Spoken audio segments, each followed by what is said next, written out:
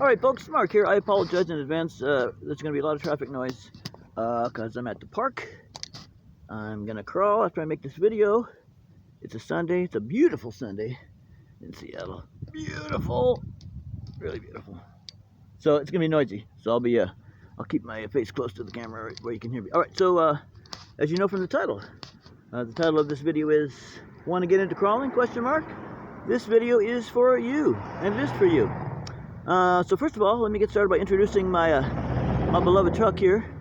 This is an Axial, which is a brand, SCX102, which is a model number, and it's a four-wheel drive, 1/10 scale crawler, and it's called a scale crawler because it's lifelike to a fair extent. Now I've repainted this and done a whole bunch of things to it, but when you get it out of the box, now we'll go right into our video here. Anyway, this is my truck. I love my truck. She's just fantastic, and I bought her out of the box. And when you buy a truck out of the box and it's ready to go, it's called RTR, or ready to run. When you go to get yourself your first crawler, you want to make sure it says RTR, or ready to run in the description. Now I've customized this a lot. I've got an interior in there, steering wheel, dashboard, steel floor, upholstered bench seat, scale goodies like the tools in there and stuff. We've got a winch on the front. I'm just showing you my rig here so that I can show you what the potential is in the future. What your potential for fun is crawling. The potential for fun with radio controlled RC crawling is just about unlimited. I got a winch that works. It's functional. You can see this Axial SCX102 is various scale. They have many different body styles. This is the 1955 Ford F100 body style. I got windshield wipers on there. A little bit of glare. Windshield wipers on there, however. I got a dome light in there. I got all these scale goodies here. Again, scale, a term for realistic if you're new to the RC hobby. We got a cooler here, and inside the cooler we've got, if we can get a focus, there we go, cans of beer. We got Budweiser, we got Pabst Blue Ribbon, we got imported beers, we got bottles of Coca-Cola. Bottles of Coca-Cola in here. See that? There's one upside down. And a lot of these things are dollhouse items that you can use to decorate your truck if you want to do a scale truck one day. The cooler in the sleeping bag, which actually has a zipper, those are RC accessories. The Cokes and the cans inside there, those are dollhouse accessories. These pots and pans here, we got a frying pan, a skillet with a spatula, we got pots with lids, kettle, all that, those dollhouse. The containers are RC accessories, the jack. Over here we've got a shovel, an axe, and a pry bar for trail maintenance. Those are RC accessories. These quart bottles of Corona beer, those are dollhouse accessories, and they're so realistic. I love it. This crate full of automotive fluids, essential automotive fluids, that's an RC accessory. All of these are available inexpensively. Auxiliary fuel tank. Got a 5-gallon jerry can on each side. Those are all accessories. We have dual exhaust on this truck. See that? Oh, dual exhaust.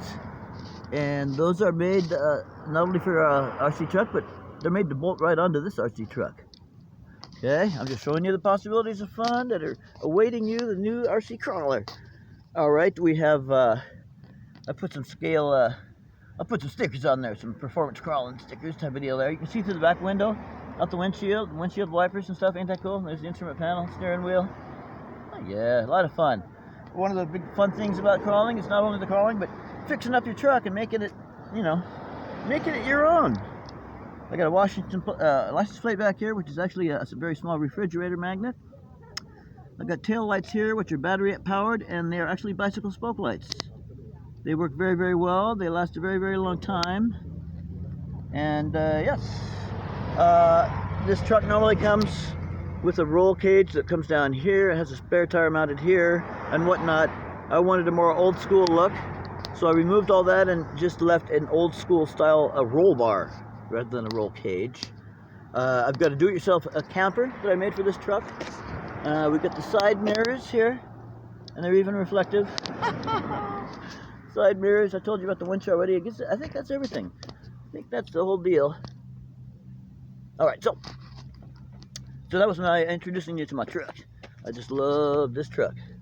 So cool, so much fun. Okay, so first thing I want to talk about is if you want to get into crawling, you're going to need a crawler.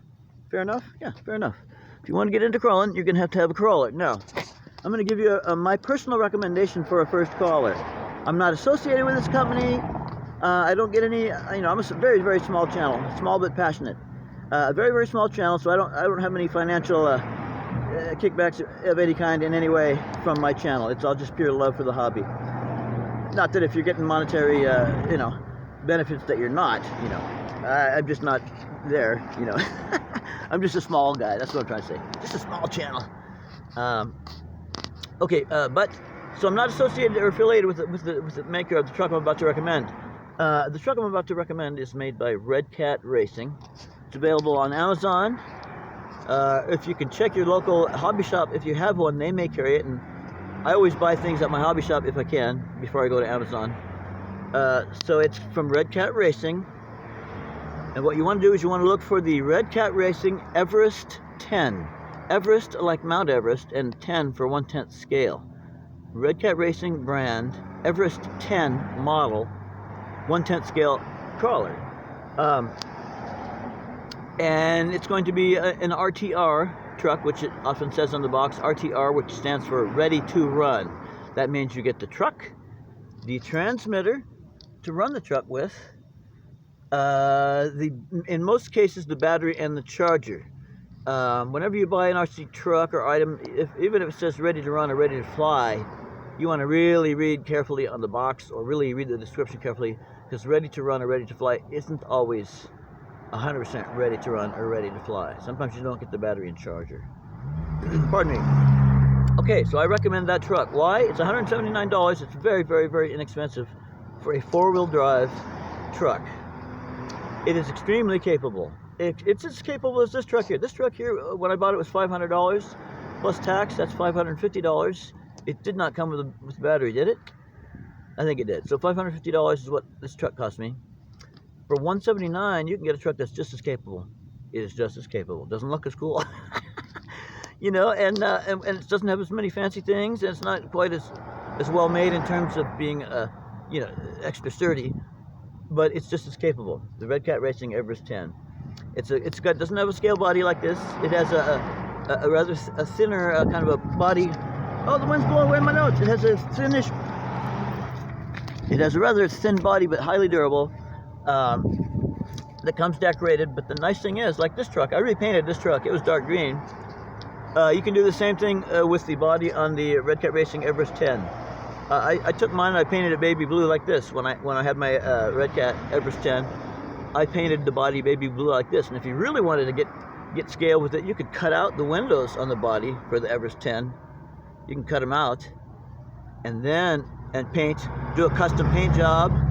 And then, because on the when it comes out of the box, it's very inexpensive, so it just has stickers for windows. But if you really wanted to, you could cut out windows and windshield and put clear plastic behind there and do your own paint job. So you could even scale up this truck that I'm talking about, because I did it. So anyway, that's what I recommend. It's very inexpensive. It's extremely capable. It's very durable. It even looks good. So look that up at Amazon. Cat Racing Everest 10, and you'll see it, and you can read the description and stuff like that. You get that truck, and you've got everything you need to get started crawling and have a really, really capable vehicle.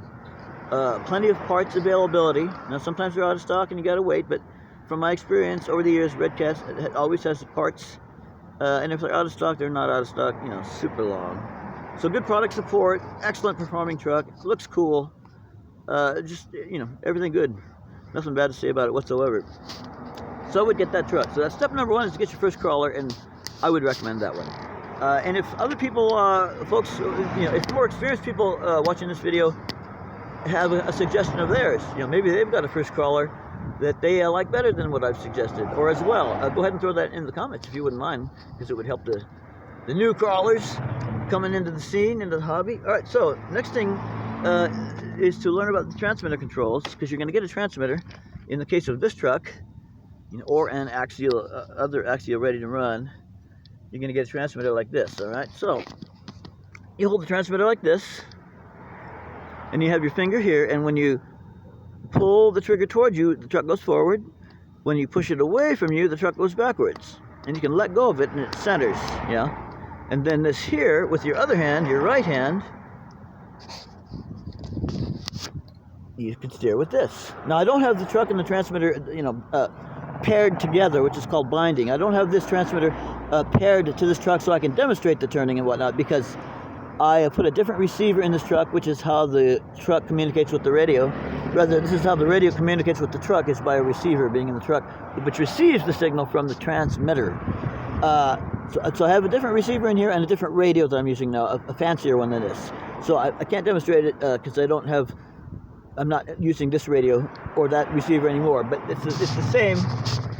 But what I'm showing you is everything that you need to know. So when you first get the truck, and you'll get a complete instruction manual with your truck, and it's very good. Just follow the directions in the truck manual, and you'll have no problems. But this is some important stuff to know.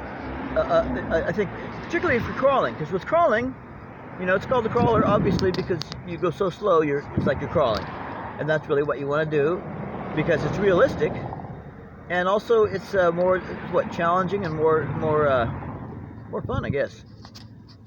But the basic idea is that, you know, if the most skilled of drivers can not only, they can not only, overcome the obstacle, but they can do it with style and finesse by going real slow. And they don't have to use a bunch of throttle, stuff like that. So anyway, so here's your basic transmitter. Now up here, sometimes you'll get, you know, a model and a transmitter, and for some reason things are backwards. You'll pull back on the trigger and it should go forward and it goes backwards. If that happens, just move the switch to the opposite position from where it is. You see this is on, this end says normal and the R means reversed. Now when I got this truck out of the box and bound it, it's called binding. When you first get the truck, you put in the battery, you turn on the radio, you connect the battery in the truck, and the truck and the radio will go through a process of connecting with one another, and that's after you've put a plug in the receiver on this truck. After they've bound, and the receiver will tell you with a light when it's finished binding, then you pull this receiver plug out of the binding port on the receiver, and then you never mess with that again. From that point forward, the truck and the transmitter are forever paired or bound. So after you've done that, and again, it explains exactly how to do that in the manual. So if you find that when you bind it, your throttle is backwards, move the switch from normal to reverse. That's all you do. Same thing with steering. If you find that when you turn the steering wheel to go left and the wheels are moving right, move it to reverse. This just happens. I don't know why, but sometimes when models are sold, it just ends up backwards. I don't know why. And that's what those switches are for, believe it or not. And by the way, this is a Spectrum transmitter. And a Spectrum is very popular, very well-known, very trustworthy. Been around a long time, produces some great models. And they acquired the Axial company. And so it's now a Spectrum company. So now Horizon Hobby is the parent company. And they now own Axial. And so their logo is on the included transmitter. Little history there. Okay, so then now this is where it gets really important for being a new crawler. You're a new crawler. You've gotten your Everest. You've gotten your Red Cat Racing Everest 10, as I suggested, or maybe somebody else suggested, or something that you just liked the looks of better. You know. So you've got your crawler and it's ready to run and it's bound. Let's go back on the truck. Get your crawler. It's bound up, ready to run. And so the first thing you want to do is, you see that you've got these knobs on here. You've got all the knobs on here. So what we need to do now is set up the knobs, right? So the first thing you maybe will do, we'll turn the steering wheel and see if it goes right when you go right and left when you go left. And if it doesn't, if it goes backwards, then you'll use the switch for the steering, right? Okay, the next thing you'll check on the steering is this one says steering trim. Steering trim. Now this is for centering the steering. Let's say you turn on the radio. You've bound the model already, and then you finish that process. Then you turn on the radio, plug in the truck and the radio pair up, and then so you're ready to run. And you notice that you've turned your steering wheel on your transmitter, and the steering works, and they're turning in the correct direction. And if they're not turning in the correct direction, you've reversed the direction on your switch there, center screen. After you've done all that, well, you want to look here and see if the wheels and tires are straight. See if they're straight. If they're not, if they're going off to one side or the other, finger pointer. If they're going off to one side or the other, The steering trim is used to center the wheels, so that if you let go of the steering and have the truck driving forward, it'll go forward straight and true, right? So that's what the steering trim is for here. If the wheels are not, if they're off center, if they're not straight, you turn this knob whichever direction you need to, steering trim, until the steering is centered. Okay, so that takes care of your steering situation. Now your throttle trim is quite different. The throttle trim switch here, that determines how soon the throttle engages when you pull the trigger. How soon the throttle engages when you pull the trigger. How much or how little the trigger travels before the throttle engaged. And also how much throttle you're getting, how fast. Right? So you can have it set up sensitive so where you just barely push it and you're getting a whole bunch of throttle. You go just this far and you're getting almost full throttle. That's generally how they come out of the box. And that's generally how most people have it set up from what I see on videos. You go a very short distance on the trigger and the truck's moving, and you go a very short distance more and it's going real fast. Well, with the crawler, going fast is not what you're after. It's a crawler. You're after low speed performance, in my opinion. So I've got mine set up, my throttle trim very low, so that I push the trigger a tiny bit and the truck goes extremely slow, and a tiny bit more and it goes still extremely slow, but not quite as much. It's more incremental. Throttle off, tiny bit more. It's very incremental, and it's not until I get to about halfway throttle that I start to get any speed. And then when I get to 3/4 throttle, I'm at full speed. Well, normally out of the box, you're at full throttle at only half trigger, more or less, in my opinion and from my experience. So the less trouble you get for your throttle, the more squirrely it is, especially for crawling. You want to crawl. You want to go slow, faster, full speed, like that. Not slow, faster, it's got to be, you want it to be incremental. So that's what you do with the throttle rate here. Now, one thing it's used for is if you turn it to the right, you can see that little pointer there. If you turn that to the right, your throttle will come on sooner when you pull the trigger, and it'll come on more. You get more. You pull at a very short distance, maybe an 1/8 of an inch, and you'll be getting a lot of throttle, and you get it fast. When you move the throttle a little bit, it gives you a lot of throttle. If you turn it to the left, you have to move the throttle more to get response, and you also get that response much more gradually. So you can see my little pointer, can you? Yeah, you can see my pointer on the throttle rate is quite low to the left. If you go too far to the left, now it's going to go into reverse, because that's another thing that the throttle rate is for. You might get the truck and it's wanting to go in reverse. Well, that might be because the throttle rate is too low, and you're lowering the forward rate so much that it's going into a negative rate and causing the truck to go in reverse. So you double check that. But you can see I've got mine quite low, and that means it takes quite a while, quite a bit of pushing before it starts to engage. And when it does engage, it's very, very slow and very, very gradual, and uses the entire span of the trigger play, if you will. And if it's too sensitive, you'll be at full throttle here. You want to spread out the trigger sensitivity to go all the way, in my opinion. All right, so that's what the throttle rate is for.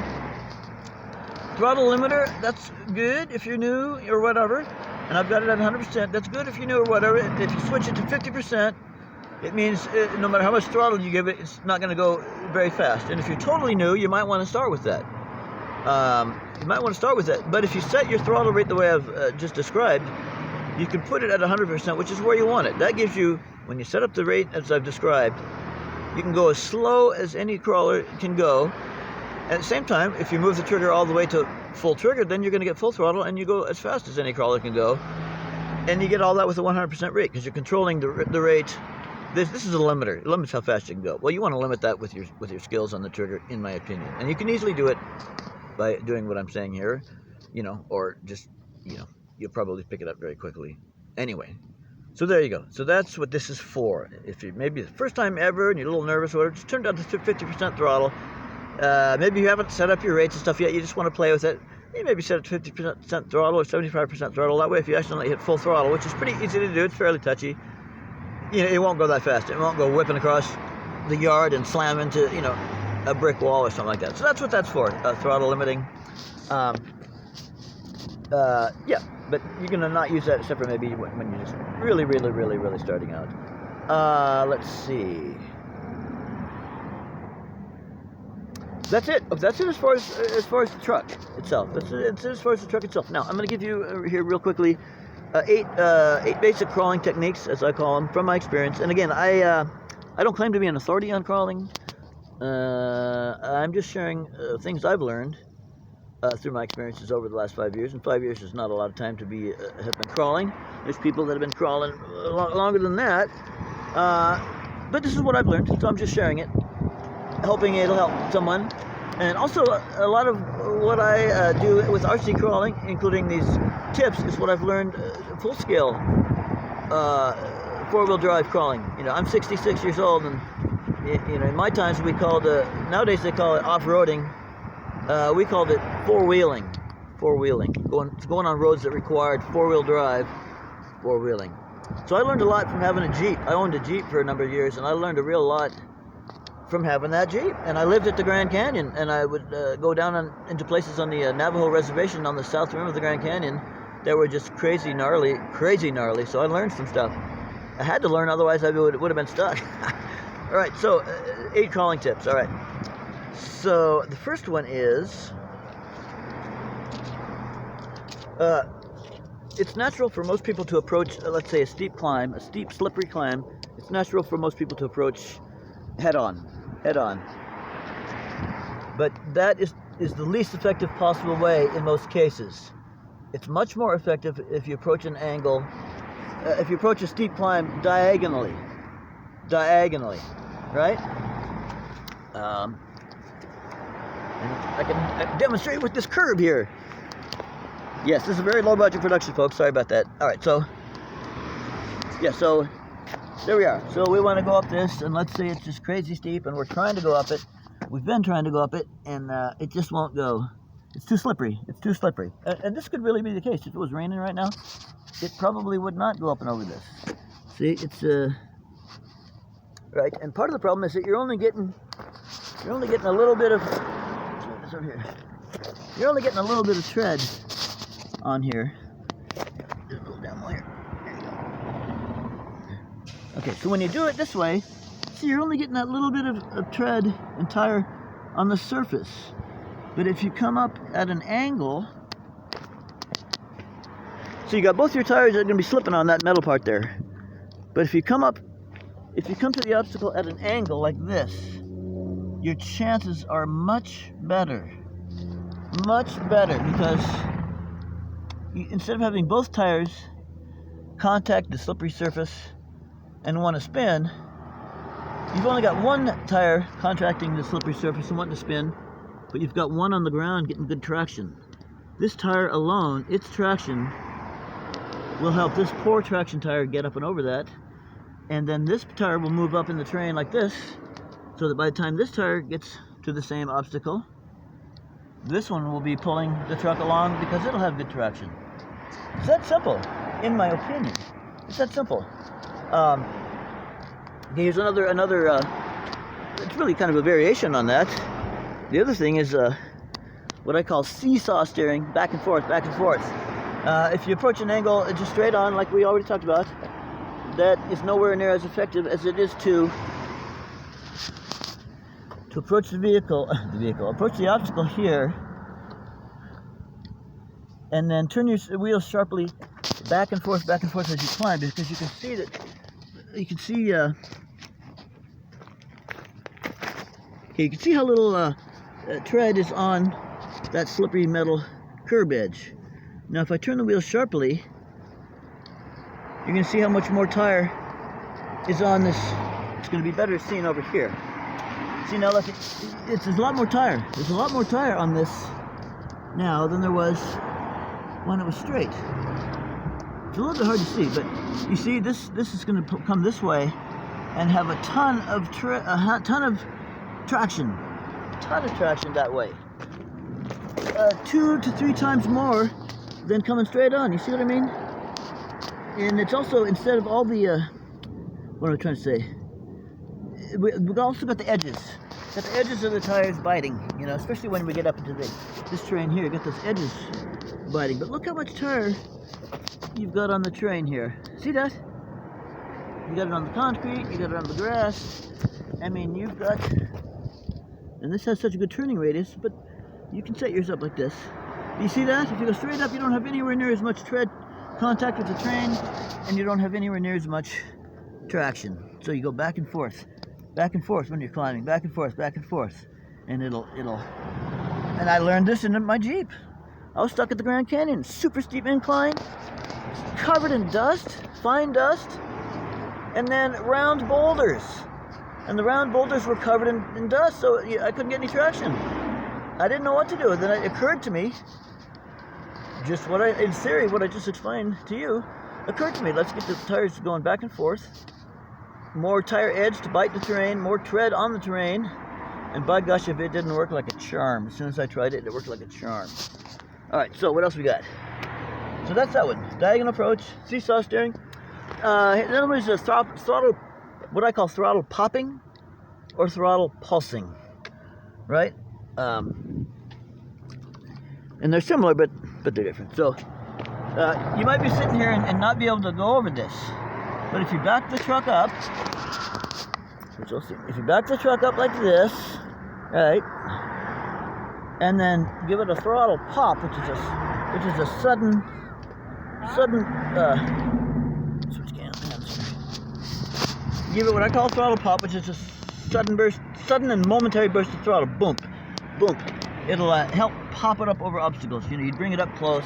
You bring it up close like this. Like that.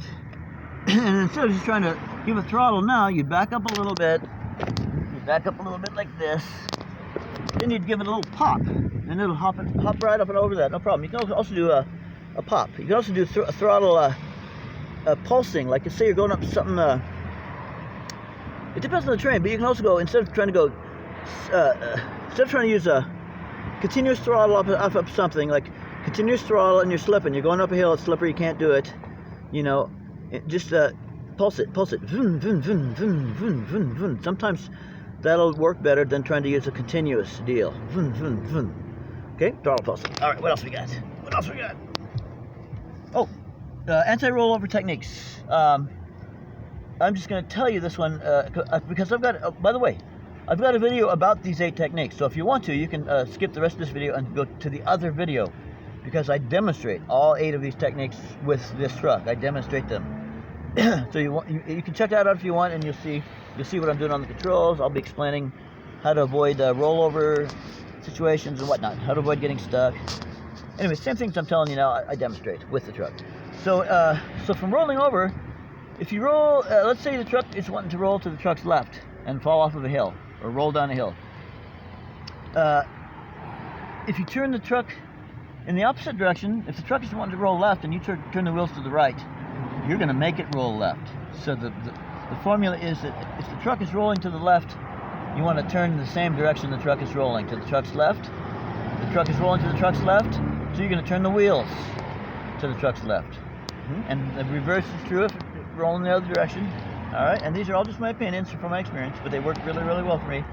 Now here's another one. I so oftentimes see people in competitions that seem to be setting off on the crawling route without doing any pre-planning about where they're going to put their tires first.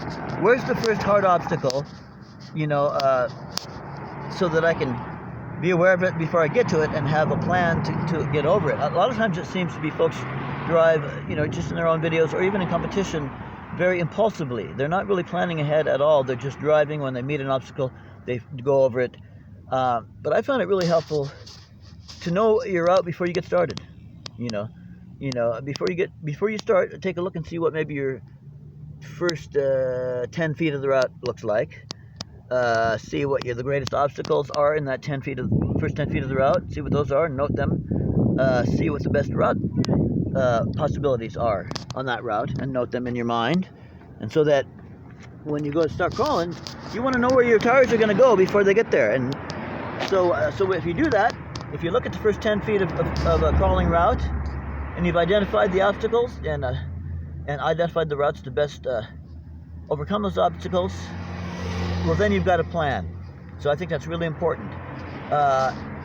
So you know where you're going to put your, and especially after you do that, that's a more generalized plan. Then when you start to crawl, you want to know exactly where you're going to put your front wheels, because the front wheels are going to hit the obstacles first. So you want to make sure you know exactly where you're going to put your front wheels, and you want to make sure that where you're going to put your front wheels is the most effective place for them to be to get the truck started crawling up over the obstacle, right? And at the same time, you got to be thinking about where the rear wheels are going to end up after driving with the front wheels where you've got them. You got to just be thinking about where the tires are likely to end up at all times, so they don't end up in places where you're going to get stuck, right? You've already pre-planned for that. You've studied the terrain even as you go, and you've seen the obstacles, and you've come up with ways to avoid them in a very deliberate type of a way. Okay, and then here's another one. The thing that I see so much, and again, I'm no expert. I'm not judging people. I'm no expert. And everything that I've explained here that isn't the best way to do it necessarily, I've done those things. Everything. So I had a long learning process. The number one thing that I see that, in my humble opinion, keeps a lot of crawlers from being a lot better is overuse of throttle. Overuse of throttle. So many times, and I've done this a million times. I just still do it sometimes.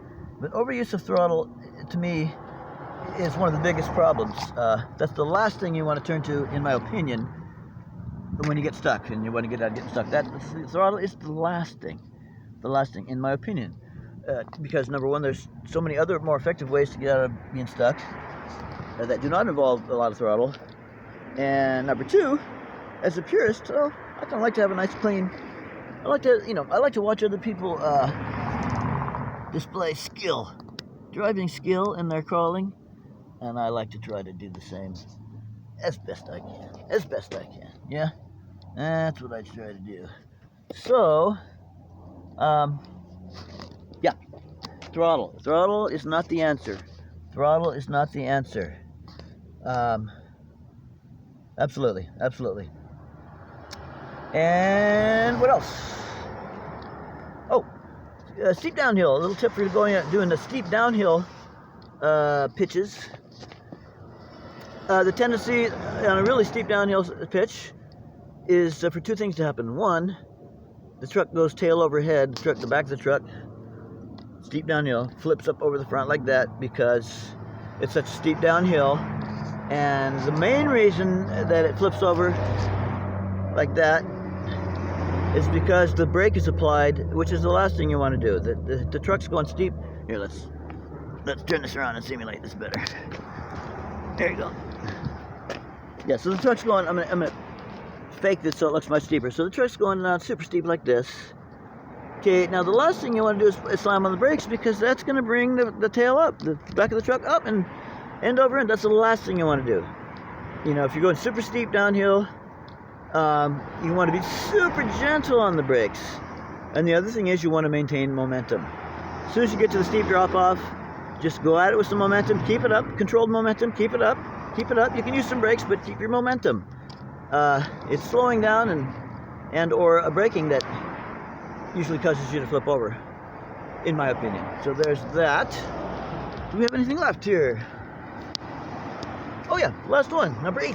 Last one, number 8 is, in my opinion, run your battery all the way forward in the battery tray. Run your battery all the way forward in the battery tray. This is what I do because that greatly helps reduce the likelihood of my front end going back when you're doing a steep climb. When you're doing a steep climb, having that battery mounted all the way forward in the tray can have more weight on the front and less chance of tipping backwards. And something I didn't mention, but I'm going to mention now, is just like the downhill tips I mentioned. Well, a tip for uphill, super steep uphill, is you got to be careful with your throttle. Like on downhill, you got to watch your brake. Just a little bit of brake is going to send the back up over the front. Well, when you're going steep uphill, let's fix the truck for that. Fix the truck for the uphill demo. And again, if you watch my video, I demonstrate all these things. So if you're going super steep up, which I'm exaggerating, if you're going super steep up, if you hit some throttle, the front's going to want to go boom. You're going to fall over down the hill backwards. Hit some, super steep angle like this. It's going to go back like that. So you got to be really careful with the throttle on the steep uphills, just like you got to be really careful with the brake on the steep downhills. And of course, on the uphills, use your seesaw steering and the other things that I mentioned, if you want. All right, so that is it. If you want to get into crawling, you can do it inexpensively with the Everest 10 for $179. You can do it effectively with that truck because it's really, really capable and it looks cool. You'll enjoy it. I ran mine for so many years. And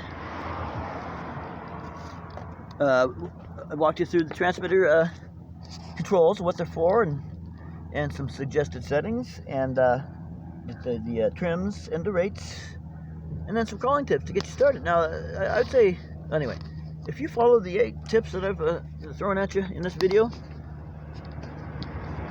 you'll be a better crawler on your first crawl than a lot of crawlers. Now, there's a lot of good crawlers out there, and there's plenty out there that are better than me. Plenty that are better than me. And all of the crawlers out there are good. They're all good, but some of them are extra good. And in my opinion, if you start using these 8 techniques right off the bat, you'll be a better than average crawler. That's what I'm trying to say. In my opinion, and from my experience, if you use these 8 techniques, you'll be better than the average crawler on your first run. Taking nothing away from the average crawler or from other crawlers, because, like I said, they're all good. They're all cool. I like them all. So there you go. That's it. This is Mark from RC Aviation and Crawling. I hope this is helpful to you. I hope somebody who saw this video, I hope at least one person sees this video, buys the truck, gains from the information in the video, and starts having a ball crawling. I hope they do. I really hope you do. All right, brothers and sisters, get your truck, watch this video, watch everybody else's cool videos about crawling and about that truck, and you're going to have so much fun. All right. Signing off in 5, 4, 3, 2, 1, 0.